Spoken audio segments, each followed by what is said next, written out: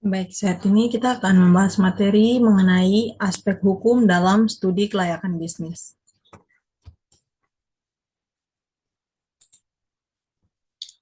Dalam studi kelayakan bisnis, aspek hukum merupakan salah satu komponen yang sangat penting untuk memastikan bahwa bisnis yang akan dijalankan sesuai dengan peraturan dan perundang-undangan yang berlaku.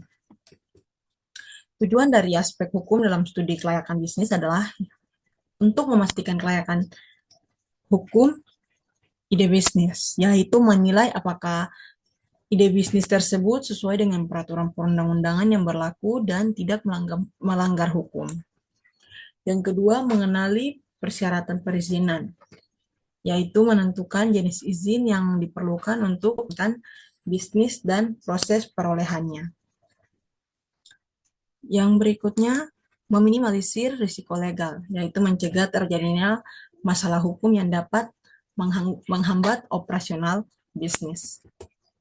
Hal yang perlu dipahami dalam analisis aspek hukum, yaitu yang pertama perizinan, yaitu jenis izin yang dibutuhkan untuk menjalankan bisnis seperti surat izin usaha perdagangan atau SIUP, tanda daftar perusahaan atau TDP, dan izin lainnya yang relevan. Yang kedua, kontrak. Jenis kontrak yang dibutuhkan untuk menjalankan bisnis seperti kontrak kerja, kontrak sewa, dan kontrak lainnya yang relevan.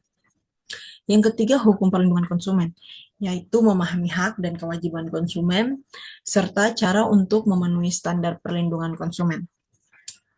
Yang keempat, hukum persaingan usaha, yaitu memahami aturan persaingan usaha yang berlaku dan bagaimana menghindari praktik monopoli atau persaingan yang tidak sehat. Yang terakhir, hukum perburuhan, yaitu memahami aturan ketenagakerjaan yang berlaku dan bagaimana mengatur hubungan kerja dengan karyawan. Sumber data yang digunakan untuk menganalisis aspek bisnis meliputi peraturan perundang-undangan, yaitu undang-undang, peraturan pemerintah, peraturan menteri, dan peraturan daerah relevan dengan bidang usaha yang akan dijalankan. Yang berikutnya pakar hukum, yaitu konsultasi dengan pakar hukum untuk memberikan informasi dan nasihat hukum yang akurat. Responden atau narasumber, yang pertama ada pejabat pemerintah, pejabat di instansi terkait yang bertanggung jawab atas perizinan usaha. Yang kedua pakar hukum, yaitu ahli hukum yang memiliki keahlian di bidang hukum bisnis. Yang ketiga, pengusaha, yaitu pengusaha yang telah berpengalaman dalam menjalankan bisnis di bidang usaha yang sama. Yang keempat, asosiasi pengusaha, yaitu asosiasi pengusaha yang memiliki informasi tentang peraturan perundang-undangan dan praktik bisnis di bidang usaha yang akan dijalankan. Metode pengumpulan data dalam analisis aspek hukum meliputi yang pertama, studi literatur, pengadilan, dan literatur hukum yang lain yang relevan. Yang kedua, responden atau yang berikut kuesioner, yaitu menggunakan kuesioner untuk mengumpulkan data dari responden atau narasumber.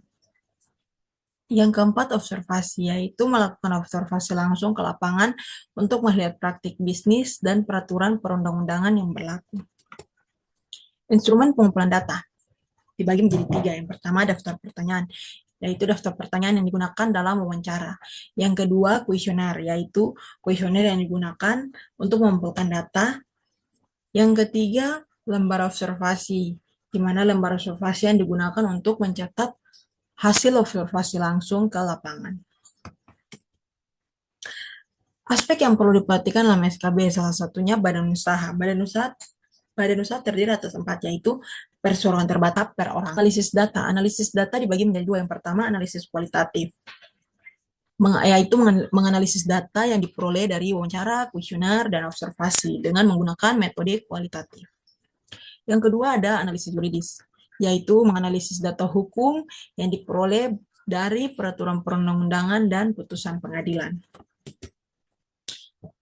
Kesimpulan dari aspek hukum yaitu aspek hukum dalam studi kelayakan bisnis bertujuan untuk mengidentifikasi dan memitigasi potensi masalah hukum yang dapat mengganggu kelangsungan dan keberhasilan bisnis. Memastikan kepatuhan terhadap hukum yang berlaku akan memberikan perlindungan bagi pemilik usaha dan mengurangi risiko hukum di masa depan. Sekian penjelasan materi terkait aspek hukum dalam studi kelayakan bisnis. Terima kasih, Tuhan memberkati.